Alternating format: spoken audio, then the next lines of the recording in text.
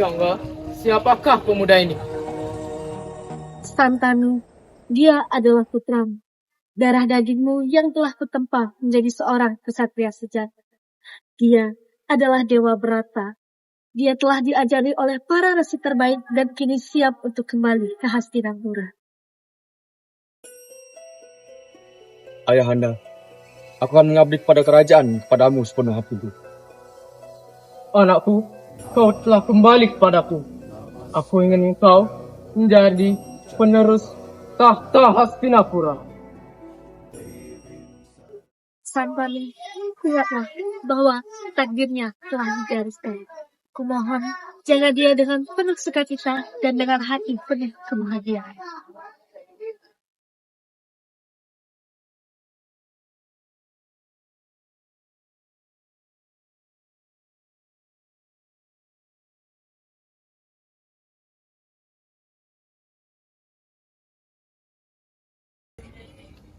Satyawati,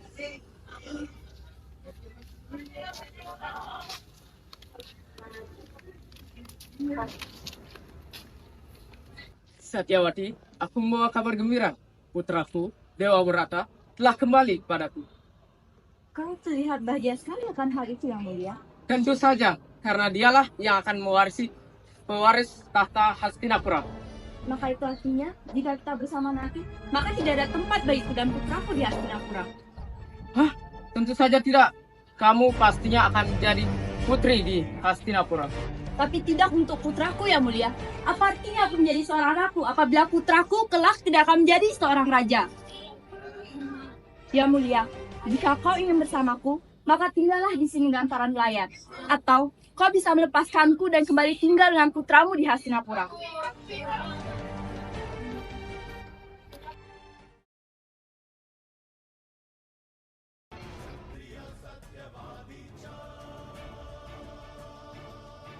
Ibunda, mengapa ayahanda begitu telah gelisah? Yang Mulia telah memilih untuk melepaskanku, Pangeran. Aku ingin anak-anakku menjadi seorang raja. Tapi, sama ada kau, semua hal itu terasa tidak mungkin, Pangeran. Jika itu yang menjadi penghalang bagi ayahanda, aku bersumpah di hadapan para dewa. Aku akan melajang selamanya dan tidak akan pernah mengklaim tahta Hastinapura. Wahai putraku, mulai hari ini, namamu adalah Bisma. Engkau kuberkati dengan hak istimewa, yaitu engkau meninggal saat engkau menginginkannya.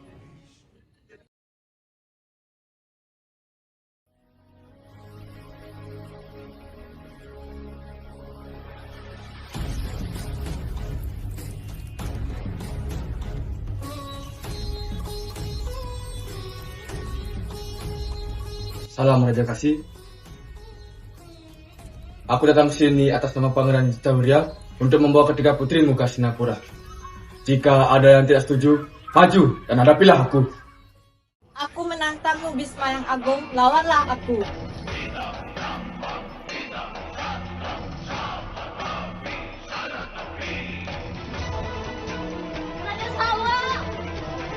Raja Salwa, bangunlah Raja Salwa.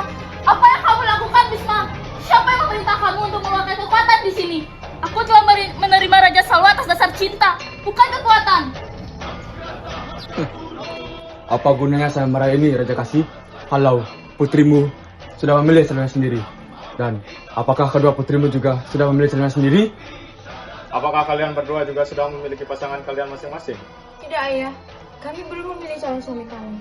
Benar yang dikatakan oleh Kak Andika, ya. Hanya Kak Amba saja yang sudah memilih calonnya. Kalau begitu, baiklah. Izinkan aku untuk membawa kedua putrimu, Raja Kasih, ke Hastinapura.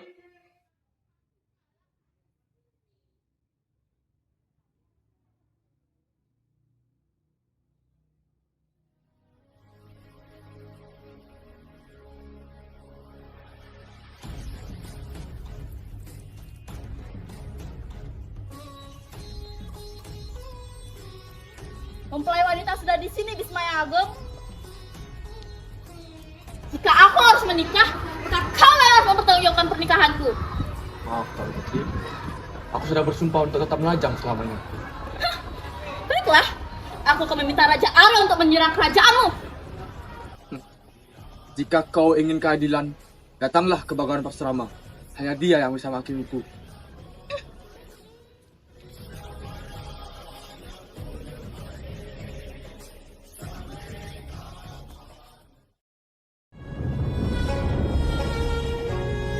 Mengapa putraku tak bisa melihat? Apa dosaku hingga dewa memberiku takdir seperti ini? Kakak, janganlah menyalahkan dirimu. Takdir dewa tidak bisa kita pahami. Tapi bukan berarti ia tidak membawa harapan, Kak. Tapi bagaimana mungkin ia bisa memimpin seorang raja yang tak bisa melihat negerinya? Banyak hal yang lebih penting dari penglihatan, Kak. Hati yang peka, jiwa yang adil, itulah yang dibutuhkan seorang raja. Kita akan mendidiknya menjadi pemimpin yang besar, walaupun jalannya berbeda, Kak. Aku takut bukan pada takdirnya, tapi pada bagaimana dunia akan memandangnya. Maka biarkanlah dunia melihat kekuatan yang lahir dari kelemahannya. Kita adalah ibunya, Kak, dan cinta seorang ibu bisa menjadi keajaiban yang tak terduga.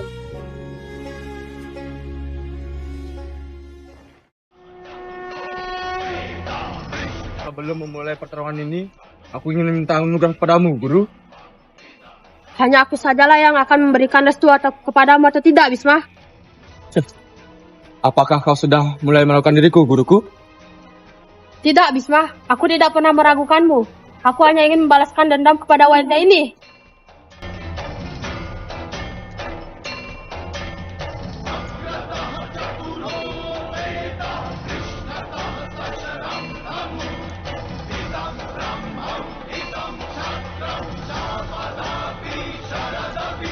Kalau begitu, aku tidak ingin hidup.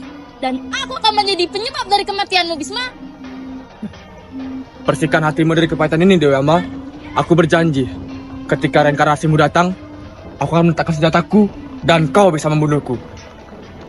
Bahkan meski 25 tahun aku harus menunggu dan bisa membunuhmu, tahta Hastinapura akan membuatmu berlari seumur hidup. Dan ketika dirimu sudah merasa lelah, disitulah aku akan datang dan langsung membunuhmu, Bisma.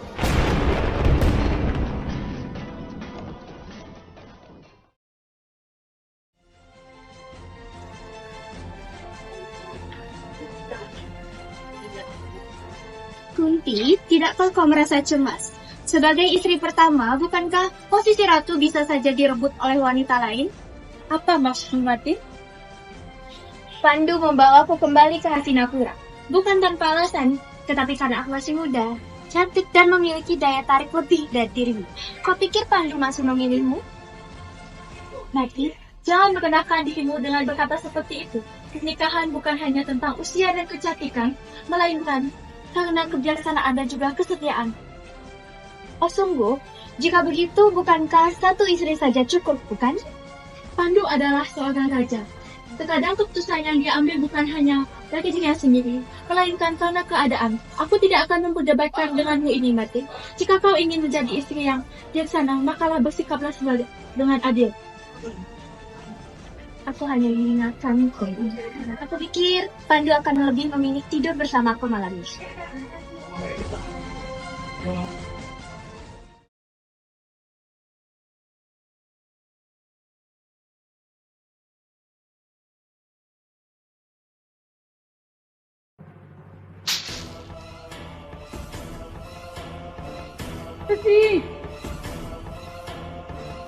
Wahai Raja Pandu, apa yang telah kau lakukan? Kau tidak hanya melukai tubuhku, tetapi juga menghancurkan keluarga kami. Aku dan istriku adalah pertapa yang hidup dalam kedamaian, menghabiskan waktu dalam cinta dan kebersamaan, dan kau telah merenggut itu dari kami. Aku tidak tahu. Aku kira kau hanya seekor rusa biasa. Aku tidak berniat untuk melukai resi sepertimu. Maka dari itu, mohon, maafkanlah aku. Maaf. Kata-kata tidak bisa mengembalikan kehidupan dan kebersamaan kami. Menghancurkan cinta seorang suami dan istri, kau akan merasakan hal yang sama. Aku mengutukmu dari hari ini. Jika kau menyentuh istrimu dengan hasrat seorang suami, maka ajal akan menjemputmu. Sama seperti aku yang kehilangan kebahagiaanku.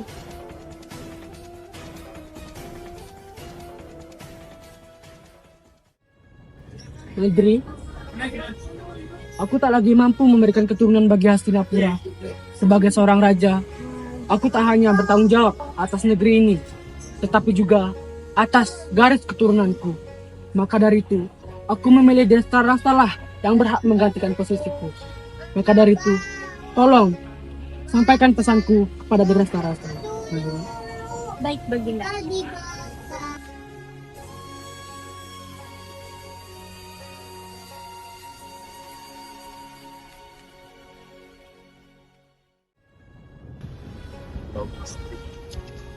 Suamiku, ketika aku masih di kerajaan, aku dianugerahi sebuah mantra oleh Resi Duru Kuasa. Mantra ini bisa memungkinkan seseorang untuk anak dari para dewa. Benarkah itu, Kunti? Jika demikian, maka inilah kesempatan bagi kita untuk memiliki keturunan. Maka, mohonkanlah seorang putra bagi kita.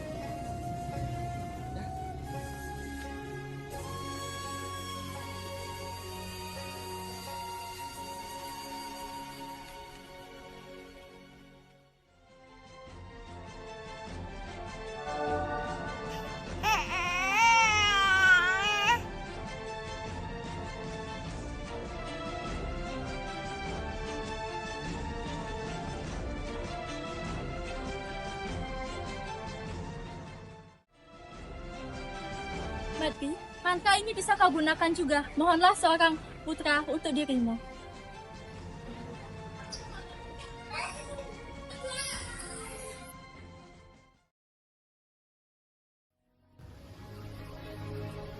Mengapa hingga saat ini kau masih belum bisa mendapatkan seorang putra untukku, Gandhari? Aku pun berharap demikian, Baginda. Aku berdoa setiap hari, namun takdir juga belum mengizinkannya. Sementara Pandu, dia sudah memiliki seorang anak yang kamu wariskan tantanya. Aku menunggu dengan harapan kosong, Gandhari.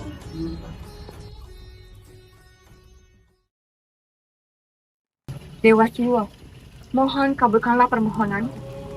Aku tidak menerima berkahmu, tapi mengapa anak-anakku juga belum lahir? Aku tak sanggup melihat suamiku dipenuhi dengan kekecewaan. Janganlah bersedih, permaisuriku. Potonglah gumpalan-gumpalan ini menjadi 100 bagian dan taruhlah ke dalam kendi yang bersih suci. Mereka akan tumbuh menjadi putra-putramu.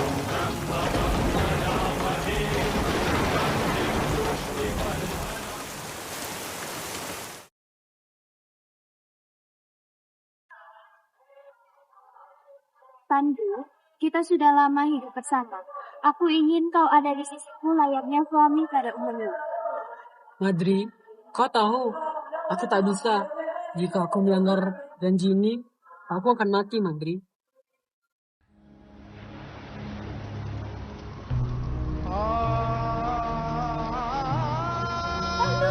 Pandu bangunlah.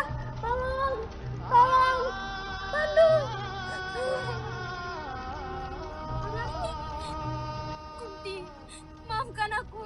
Ini semua kesalahanku. Aku yang menyebabkan Pandu meninggal. Aku tidak bisa hidup tanpanya.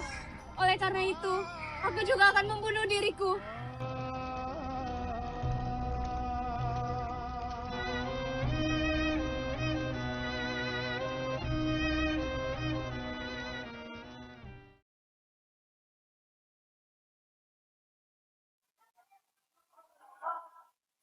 Engkau bukan manusia biasa. Aku tidak pernah melihat manusia sehebat ini. Siapakah namamu?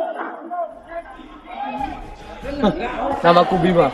Aku dan keluargaku hanyalah seorang pengembara biasa yang sedang mencari tempat perlindungan. Aku ingin engkau tetap di sini, tinggal bersamaku. Anakku Gatotkaca, kau adalah darah dan daging. Tapi takdir berkata lain. Kita tidak bisa ditinggal di satu tempat. Aku dan saudara-saudaraku harus melanjutkan perjalanan. Aku telah mengetahuinya sejak awal. Namun, ingatlah Bima, jika kau membutuhkan bantuan, anakmu akan selalu ada.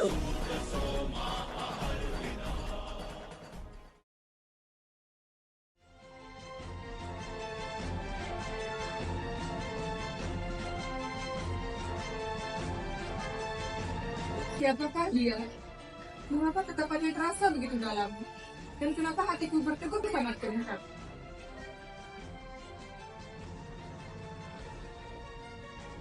Ibu, aku sudah membawa hadiah yang sudah kudapatkan. Bagikanlah kepada saudara-saudaramu, nak. Apapun yang kau bawa harus dibagi rata. Baik, Ibu.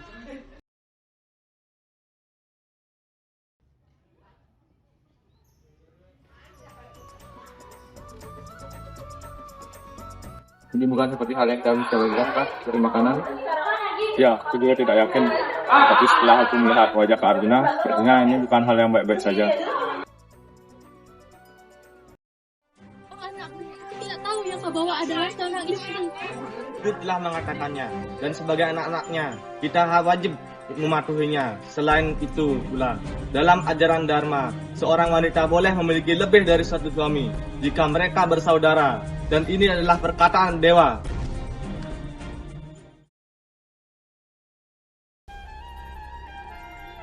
Oh benar Paman, aku tidak akan membiarkan mereka berupaya dan menjadi milik. Jika satu jebakan gagal, kita hanya perlu merencanakan yang lainnya. Oh benar.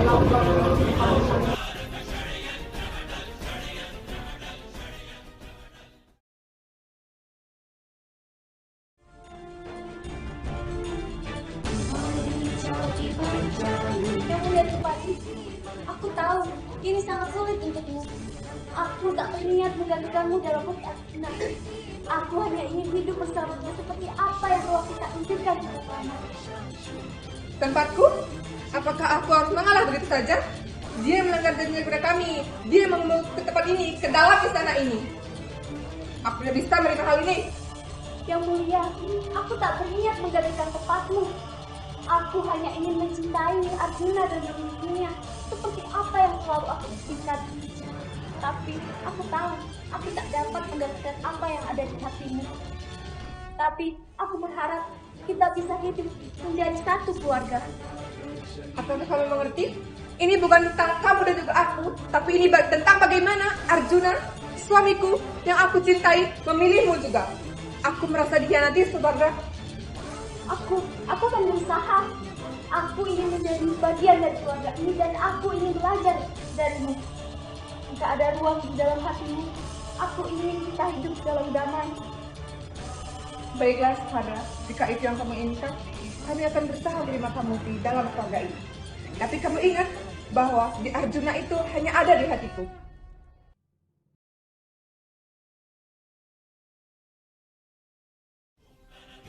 Ini adalah cara terbaik keponakanku. Ajak mereka bermain dadu, lalu buat mereka merasa mental ketiga. Kita sudah mengaturnya. Jika mereka kalah, kita akan mempermalukan Drupadi dan para Pandawa. Mereka akan tahu siapa yang berkuasa sebenarnya. Kau benar, Sengkuni. Dengan ini, kita akan meruntuhkan mereka semua. Segera undang mereka ke sini. Lalu kita akan melucuti Drupadi.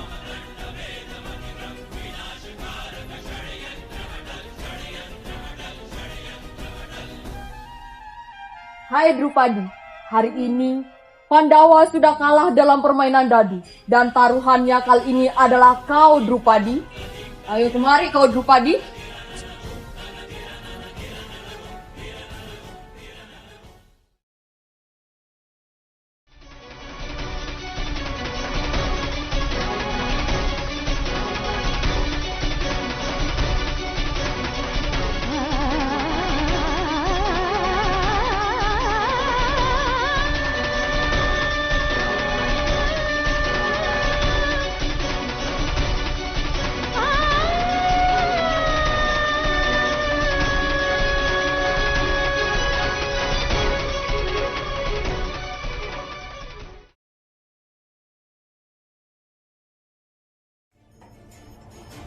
Aku akan tetap berada di posisi netral, tidak memihak siapapun, tapi aku akan memberikan pilihan kepada kalian.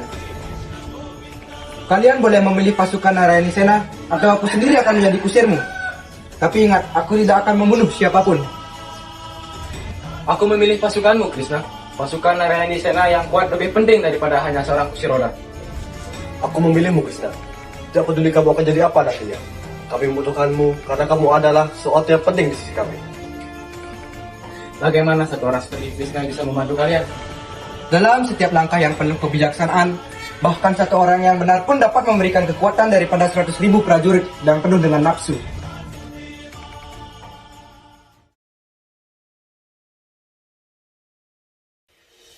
Krishna, apakah kau harus membuang mereka, Krishna? Bisma adalah guruku, dan karena Allah temas sejatiku. Tidak mungkin aku akan melukai mereka dengan anak panahku ini. Arjuna, ini memang sangat berat. Tapi itu sudah takdirmu sebagai kesatria. Tugasmu adalah menjalankan dharma dengan keberanian. Jalankan peranmu dengan kehormatan. Tapi, bagaimana jika aku salah, Krishna? Bagaimana jika aku hanya akan melukai orang yang aku cintai? Menjalankan dharma dengan sepenuh hati adalah kemuliaan. Meski takut, bertindaklah. Kau adalah sang pemanah agung. Baik, Krishna. Aku akan menjalankan dharma. Yang terpenting bukan hasil perang, tetapi bagaimana kamu menjalaninya dengan hati yang bersih dan keberanian, Arjuna.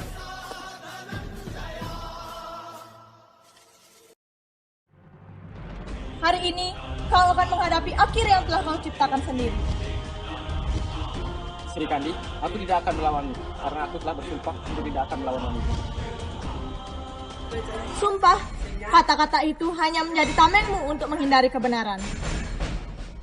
Aku hanya menjalankan dharmaku.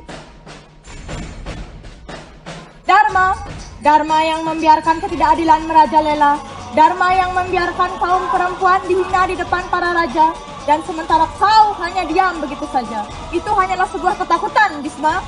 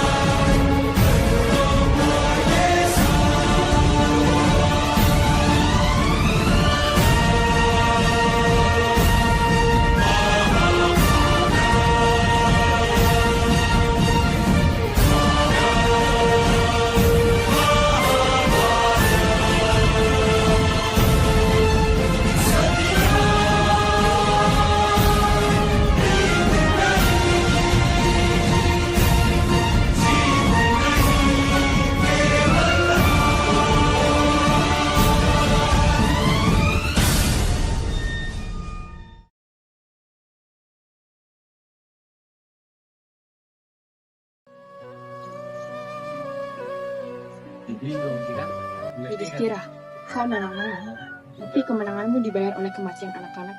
Apakah ini keadilan? Ibu, kami tidak menginginkan perang ini terjadi, tetapi kami hanya menginginkan hak kami kembali.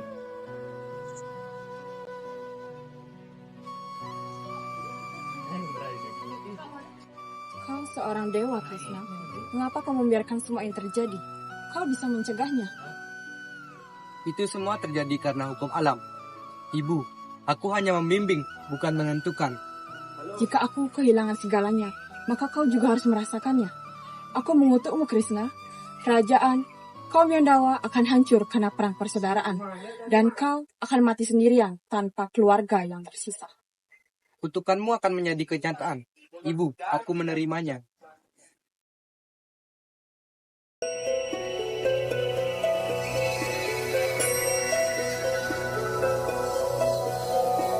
Narayanam namaskratya naram chaiva narottamam devim saraswatim vyasam tato jayam udiraye.